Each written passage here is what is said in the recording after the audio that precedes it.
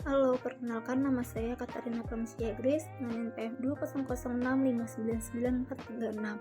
Saya dari jurusan Fisioterapi Program Vokasi Universitas Indonesia. Dalam video ini saya akan menjelaskan tentang biomekanik pada gait cycle yang bertujuan untuk pemenuhan dari tugas biomekanik dan kinesiologi. Yuk simak videonya. Pengertian: berjalan adalah berpindahnya tubuh dari satu titik ke titik berikutnya dengan cara menggunakan kedua tungkai. Untuk posisi bipedal, yaitu posisi tubuh selalu tegak selama proses berlangsung, dan repetisi adalah penumpuan berat badan dari satu tungkai ke tungkai lainnya. Fase berjalan dibagi menjadi dua, yang pertama fase menapak atau stage pace, dan fase pengayun yaitu swing pace. Fase stage adalah fase di mana kaki bersentuh dengan tanah.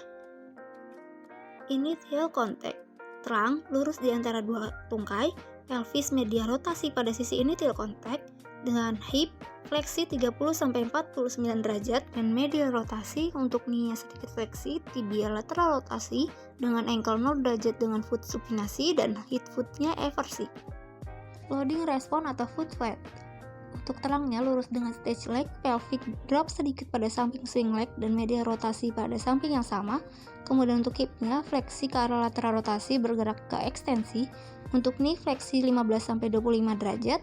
Tibianya media rotasi mulai bergerak ke depan, dan ankle plantar fleksi, hind footnya eversi. Mid stage, untuk terang lurus pada stage leg, pelvic sedikit drops pada sisi swing leg. Untuk hipnya maksimal extension 10-15 derajat dengan lateral rotasi. Untuk knee fleksi, forefootnya pronasi dan hind footnya inversi. Terminal stage, untuk posisi terang awalnya lurus dengan tungkai dan bergerak ke stage leg. Untuk pelvic, awalnya rotasi ke medial sisi swing leg. Untuk hipnya netral sedikit medial rotasi, knee ekstensi, tibia lateral rotasi. Untuk ankle plantar fleksi dan forefootnya kontak dengan lantai. Pre-swing, terang lurus, pelvic rotasi ke posterior. Untuk hipnya ekstensi dan sedikit medial rotasi. Untuk knee fleksi ke 30-35 derajat. Ankle foot plantar fleksi.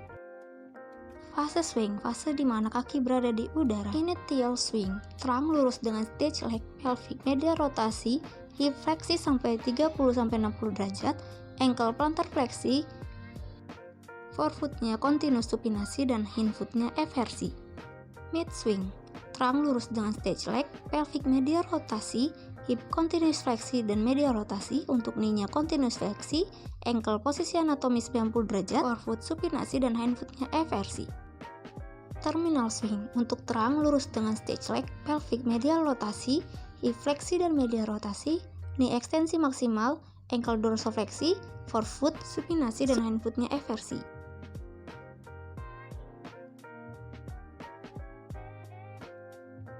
Antalgic gait, berjalan pincang, klien bergerak lebih cepat pada sisi yang sakit dengan berkurangnya fase stage. Trendelenburg gait, condong ke arah lateral pada sisi di mana tubuh menumpu pada kelemahan otot gluteus medius. Spastic gait, kelainan cara berjalan di mana tungkai bawah bergerak dengan kaku, jari-jari kaki saat berjalan diseret. Waddling gait, kelainan cara berjalan di mana langkah tubuh dengan gerakan selang-seling yang berlebihan, kemudian disertai peninggian hip joint berjalan seperti bebek. Ataxia gait, gaya jalan seseorang yang kehilangan keseimbangan karena tidak adanya fase heel strike, dan pada kondisi ini orang tersebut mengalami foot flat, tidak adanya arcus longitudinal. Kemudian dengan gaya berjalan ini, gayanya akan melangkah melebar, kemudian membantingkan kakinya untuk melangkah dan tidak beraturan. Kemudian cara berjalannya terhuyung-huyung. Gluteus maximus gait, penyebabnya karena kelemahan otot gluteus maximus, dan pola jalannya pada kaki yang tidak sakit melakukan initial contact. Kemudian pada sisi yang lemah, toraks akan bergerak ke belakang yang menyebabkan terang akan mundur. Plantar flexor gait, akibatnya dari kelemahan otot plantar flexor berkurang atau tidak adanya push off pada kaki, kemudian pada fase stage berkurang sehingga langkah berjalan menjadi pendek. Parkinson gait, yaitu posisi atau keadaan dari leher, tulang belakang, dan kedua lutut pasien dalam keadaan fleksi. Cara berjalannya terburu-buru atau tidak dapat dihentikan, kemudian dengan langkah pendek, namun cepat, kemudian lengan dalam keadaan kaku dan tidak mempunyai gerakan asosiasi. Sciatic limb, penyebabnya adalah kelemahan otot psoas mayor. Akibatnya merasakan sakit di bagian hip, gerakannya melebihi trunk dan pelvic, sulit dalam melakukan fase swing, dan tidak dapat melaksanakan fleksi hip. Kontraktur git biasanya patologi terjadi pada hip, knee, dan ankle yang disebabkan imobilisasi terlalu lama pada sendi itu tersendiri.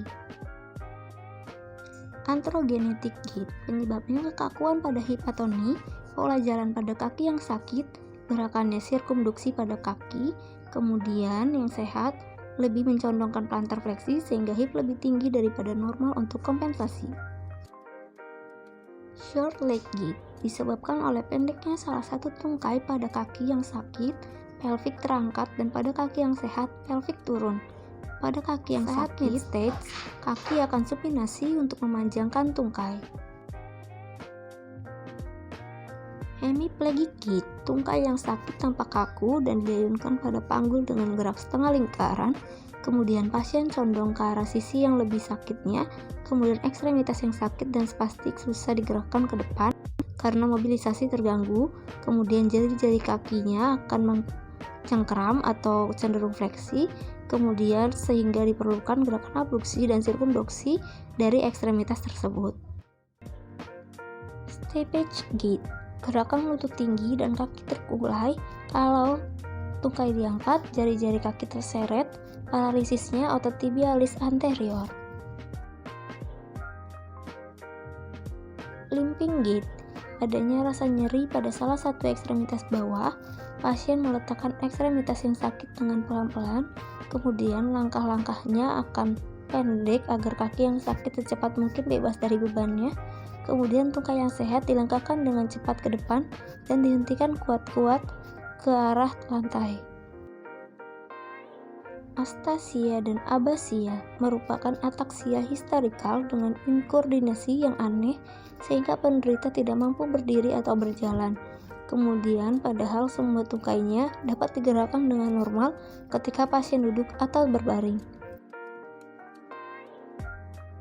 Drunken gait, gaya berjalan terhuyung-huyung pada alkoholisme akut dan keracunan obat serta tumor otak. Saya dapat sampaikan, kurang lebihnya mohon maaf dan semoga video ini dapat bermanfaat. Terima kasih.